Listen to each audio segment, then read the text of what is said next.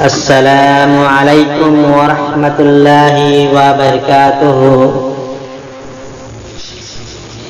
الحمد للہ وکفی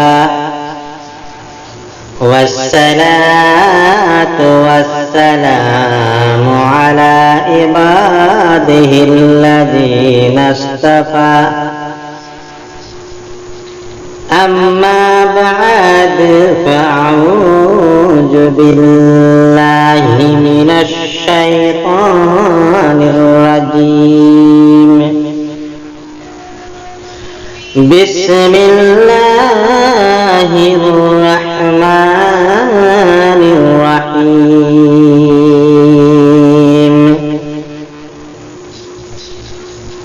کل نفس ذائقۃ الموت۔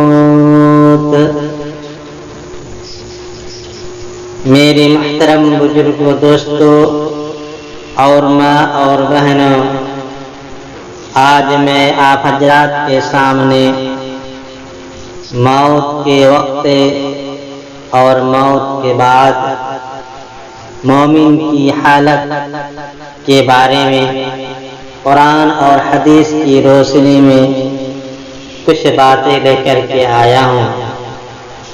آپ حضرات سے گزارش ہے کہ آپ حضرات اس ویڈیو کو آخر تک ضرور دیکھیے گا اور ویڈیو کو لائک کر دیجیے گا اور چینل کو سبسکرائب کر دیجیے گا اور بیل آئیکن دبا دیجیے گا۔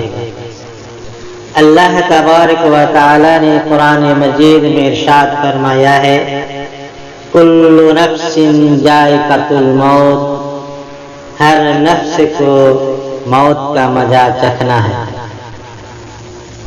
میرے محترم بزرگوں، دوستوں، حضرت براء ابن عازب رضی اللہ تعالی عنہ روایت فرماتے ہیں کہ ایک دن ہم رسول اللہ صلی اللہ علیہ وسلم کے ساتھ ایک انصاری کے جنازے میں قبرستان میں گئے۔ جب ہم لوگ قبرستان میں پہنچے تو دیکھا کہ ابھی لحد تیار نہیں ہوئی ہے، ابھی کچھ کام باقی ہے۔ اس وجہ سے نبی کریم صلی اللہ علیہ وسلم ایک جگہ پر بیٹھ گئے۔ ہم تمام صحابہ کرام بھی نبی صلی اللہ علیہ وسلم کے آس پاس میں بیٹھ گئے اور اس طرح ادب کے ساتھ بیٹھے جیسے ہمارے سروں پر پرندے بیٹھے ہیں۔ میرے محترم بزرگوں، دوستوں، رسول اللہ صلی اللہ علیہ وسلم کے ہاتھ مبارک میں ایک چھوٹی سی لکڑی تھی جس سے زمین کھرد رہے تھے، جیسے کوئی غمگین آدمی کہیں بیٹھ کر اپنا سر نیچے کر کے کچھ ہاتھ میں لے کر کے زمین میں کچھ ادھر ادھر کرتے ہیں۔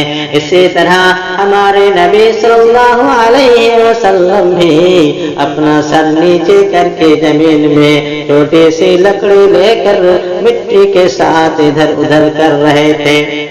کچھ دیر کے بعد آپ صلی اللہ علیہ وسلم نے اپنا سر مبارک اٹھایا اور فرمایا، اے میرے صحابیوں، اے میرے امت کے لوگوں، تم قبر کے عذاب سے پناہ مانگو۔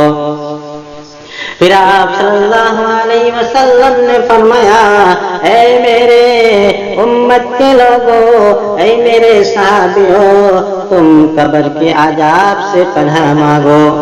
پھر آپ صلی اللہ علیہ وسلم نے فرمایا، اے میرے امت کے لوگوں، اے میرے صحابیوں، تم قبر کے عذاب سے پناہ مانگو۔ آپ صلی اللہ علیہ وسلم نے یہ باتیں 2 بار یا 3 بار فرمایا۔ پھر آپ صلی اللہ علیہ وسلم نے فرمایا، بلا شبہ جب مومن بندہ دنیا سے جانے اور آخرت کا رخ کرنے کو ہوتا ہے تو اس کی طرف آسمان سے فرشتے آتے ہیں جن کے سفید چہرے سورج کی طرح روشن ہوتے ہیں۔ ان کے ساتھ جنتی کفن ہوتا ہے اور جنت کی خوشبو ہوتی ہے۔ یہ فرشتے اس قدر ہوتے ہیں کہ جہاں تک اس کی نظر پہنچے وہاں تک بیٹھ جاتے ہیں۔ پھر حضرت ملک الموت یعنی حضرت عزرائیل علیہ السلام تشریف لاتے ہیں، حتیٰ کہ اس کے سر کے پاس بیٹھ جاتے ہیں۔ میرے محترم بزرگوں دوستو، جب کوئی مومن بندہ کا انتقال کا وقت ہو جاتا ہے تو بہت سارے فرشتے اس کے پاس آتے ہیں اور چاروں طرف بیٹھ جاتے ہیں، اور جب حضرت عزرائیل علیہ السلام ان کی روح نکالنے کے لیے آتے ہیں تو اس کے سر کے پاس بیٹھتے ہیں اور بیٹھ کر کے کیا فرماتے ہیں ذرا غور سے سنیے۔ میرے محترم بزرگوں دوستو، حضرت عزرائیل علیہ السلام فرماتے ہیں، اے پاکیزہ روح، اللہ کی مغفرت اور اس کی رضامندی کی طرف نکل کر چل۔ اے پاکیزہ روح، اللہ کی مغفرت اور اس کی رضامندی کی طرف نکل کر چل۔ چنانچہ اس کی روح اس طرح سہولت سے آرام کے ساتھ نکل آتی ہے جیسے مسک جامے سے پانی کا قطرہ آرام سے بہتا ہوا باہر آ جاتا ہے۔ بس اسے حضرت ملک الموت علیہ السلام لے لیتے ہیں۔ ان کے ہاتھ میں لیتے ہی دوسرے فرشتے جو دور تک بیٹھے ہوئے ہیں پل بھر بھی ان کے ہاتھ میں نہیں چھوڑتے، حتیٰ کہ اسے لے کر اسی کفن اور خوشبو میں رکھ کر آسمان کی طرف چل دیتے ہیں۔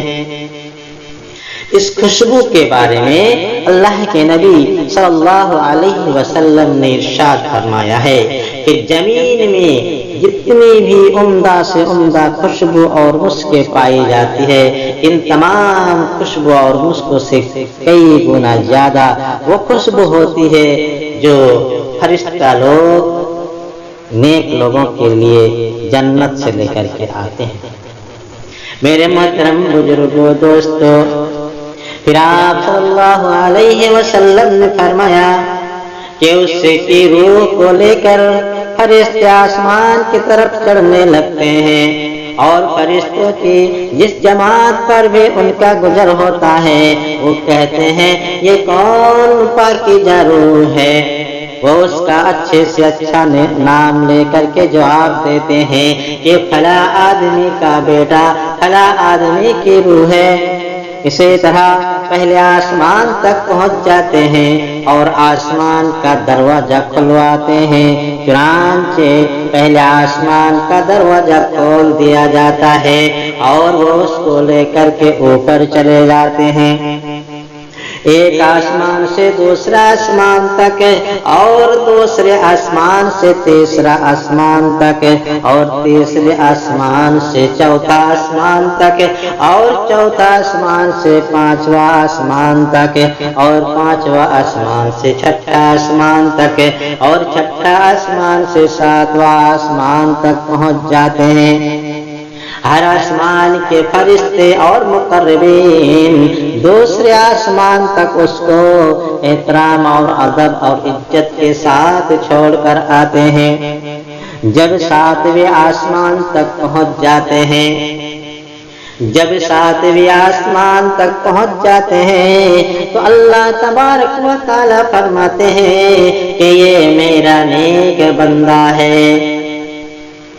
جب ساتویں آسمان تک پہنچ جاتے ہیں تو اللہ تبارک و تعالی فرماتے ہیں یہ میرا نیک بندہ ہے، اس میرے نیک بندے کو کتاب علین میں لکھ دو اور اسے زمین پر واپس لے جاؤ، کیونکہ میں نے انسان کو زمین ہی سے پیدا کیا ہے اور میں اسی میں ان کو لوٹا دوں گا اور اسی سے ان کو دوبارہ نکالوں گا۔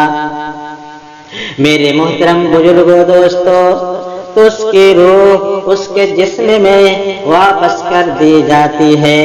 اس کے بعد دو فرشتے اس کے پاس آتے ہیں اور آ کر کے اسے بیٹھاتے ہیں۔ میرے محترم بزرگوں دوستو، جب اس کی روح جسم پر لوٹا دی جاتی ہے، قبر کے اندر رکھ دی جاتی ہے، تو اس کے بعد دو فرشتے اس کے پاس آتے ہیں اور آ کر کے اس میت کو قبر کے اندر بیٹھاتے ہیں اور پھر سوال کرتے ہیں۔ وہ فرشتے اس آدمی سے پوچھتے ہیں، کیا پوچھتے ہیں؟ وہ فرشتے اس آدمی سے پوچھتے ہیں کہ تیرا رب کون ہے؟ وہ جواب دیتا ہے میرا رب اللہ ہے۔ پھر وہ فرشتے اس سے پوچھتے ہیں تیرا دین کیا ہے؟ وہ جواب دیتا ہے میرا دین اسلام ہے۔ پھر اس سے پوچھتے ہیں کہ یہ کون صاحب ہے جو تمہارے اندر بھیجے گئے تھے؟ وہ کہتا ہے کہ وہ اللہ کے رسول ہیں صلی اللہ علیہ وسلم۔ پھر اس سے دریافت کرتے ہیں کہ تیرا عمل کیا ہے؟ وہ کہتا ہے کہ میں نے اللہ کی کتاب پڑھی ہے اور اس پر ایمان لایا ہے اور اس کی تصدیق کی ہے۔ اس کے بعد ایک منادی آسمان سے آواز دیتا ہے، ایک آواز دینے والا آسمان سے آواز دیتا ہے جو اللہ تعالیٰ کا وہ منادی ہوتا ہے، جو اللہ تعالیٰ کی طرف سے وہ آواز دیتا ہے، کہتا ہے کہ یہ میرا بندہ ہے، اس نے سچ کہا ہے، اس کے لیے جنت کے بچھونے بچھا دو اور اس کو جنت کے کپڑے پہنا دو اور اس کے لیے جنت کی طرف دروازہ کھول دو۔ میرے محترم بزرگوں دوستو، جنت کی طرف سے دروازہ کھول دیا جاتا ہے، جس کے ذریعے جنت کا آرام اور خوشبو آتی رہتی ہے اور اس کی قبر اتنی کشادہ کر دی جاتی ہے کہ جہاں تک اس کی نظر پہنچے۔ اس کے بعد نہایت ہی خوبصورت چہرہ والا، بہترین لباس والا اور پاکیزہ خوشبو والا ایک شخص اس کے پاس آ کر کہتا ہے کہ خوشی کی چیزوں کی بشارت سن لے، یہ تیرا وہ دین ہے جس کا تجھ سے وعدہ کیا جاتا تھا۔ وہ کہتا ہے کہ میں تو تم کو نہیں پہچانتا ہوں، تم کون ہو؟ تم کہاں سے آئے ہو؟ تمہارا چہرہ حقیقت میں چہرہ کہنے کے لائق ہے، تمہارا چہرہ اتنا سندر ہے، تم کون ہو؟ تم کون ہو؟ وہ کہتا ہے کہ میں ہی تو تیرا عمل صالح ہوں۔ میرے محترم بزرگوں دوستو، آخر میں اللہ تبارک و تعالی سے دعا ہے کہ اللہ تعالی ہم تمام مسلمان مردوں اور عورتوں کو قبر کے سوال و جواب آسان فرمائے اور ہم تمام مسلمان مردوں اور عورتوں کو قبر کے عذاب سے بچائے رکھے۔ آمین آمین ثم آمین۔ السلام علیکم ورحمۃ اللہ وبرکاتہ۔